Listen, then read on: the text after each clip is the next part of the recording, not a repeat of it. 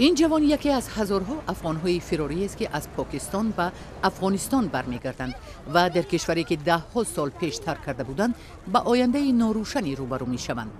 بعد از 40 سال جنگ در افغانستان، در پاکستان رسما 1.5 میلیون گریزه‌های افغان ثبت نام شدند. از روی حساب سازمان ملل متحد این بزرگترین شماره پناهندگان ارزیابی می شود.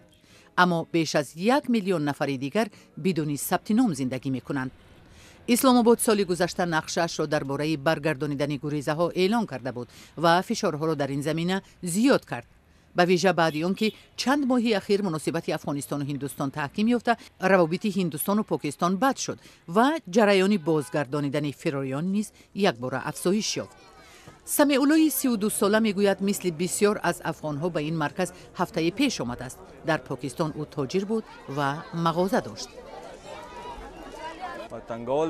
پس از آن که پلیس پاکستان فشار را شروع کرد، ما به خانه برگشتیم. آنها شب و روز ما را بی‌ضابطه می‌کردند و این ما را مجبور کرد که به خانه برگردیم. آنها منزل‌های افغان‌ها را تفتیش می‌کردند و برای ترک کردن از 10 تا 20 روز مهلت می‌دادند. ما را به شعبه پلیس می‌بردند و ما باید از 4 تا 5,000 روپیه پرداخت می‌کردیم. سمیع الله در خانواده فراری ها در شرق پاکستان در شهر منسهره به دنیا آمده است. او هرگز شهروندی پاکستان را نداشت و همیشه افغان حساب می شد. پس از آنکه مناسبت افغانستان با هندوستان بهبود یافت، افغان بودن اکنون بر ضرری او کار می کند.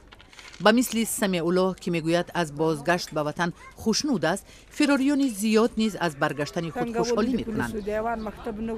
پلیس هر روز به فراریان مشکل ایجاد میکند. در آنجا برای کودکان ما مکتب نیست. کودکان من کلانند ولی به مکتب نرفتند. شرایط ما بد بود.